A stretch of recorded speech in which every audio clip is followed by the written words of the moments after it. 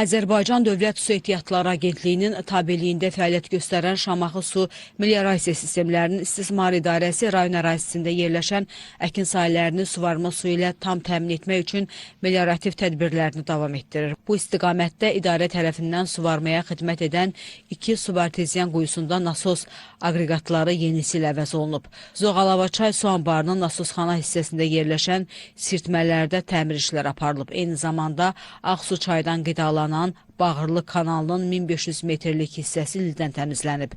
Göylər, Çarhan, Dibarx, Məlikçobanlı və Sabir kanallarında lil, çöküntü və kol-kosdan təmizləmə işləri həyata keçirilib. Şamaxı Su Meliorasiya Sistemləri İstismar İdarəsi tərəfindən Şamaxı rayonu ərazisində 6057 hektar suvarılan torpaq sahəsi xidmət göstərilir. Bu göstərici 2025-ci ilə müqayisədə 789 hektar artım deməkdir. Suvarılan əkin sahələrinin su təminatı Şirvan Suvarma kanalı, Zoğalavaçay su anbarı, Ağsuçay, Pirsat çayları 8 su tutar və 18 suvarılan quyusu vasitəsilə həyata keçirilir. Ümumilikdə suvarma şəbəkəsinin uzunluğu 69 kilometrdir. 2025-ci ildə icrasına başlamış Mərzəndiyə kanalının 1500 metrlik hissəsində betonlanma işləri yekunlaşmaq üzrədir.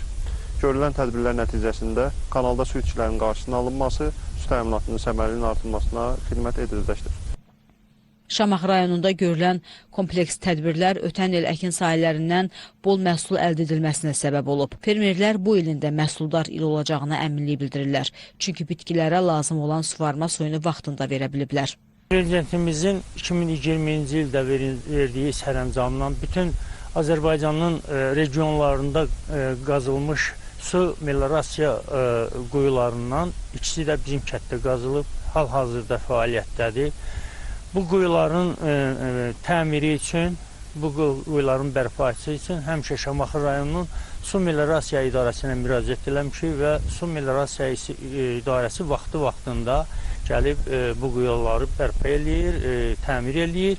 Bildiyimiz kimi biz yüksək məhsul əldə etməkdən ötürü su ən önəmli faktorlardan biridir.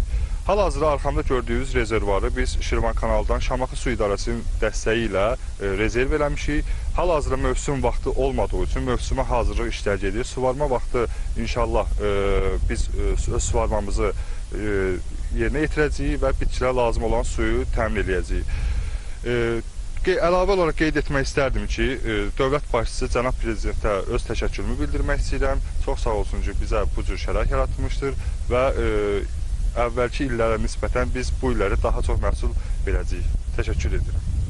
Mülvətov Elnur, Təsərrüfat İşləri üzrə Medioloq. İdarə tərəfindən yaşayış məntəqələrinin və əkin sahələrinin sel və daşqınlardan mühafizəsi üçün qabaqlayıcı tədbirlər həyata keçirilir. Hazırda rayon ərazisindən axan müxtəlif çaylarda məcraların tənzimlənməsi aparılır.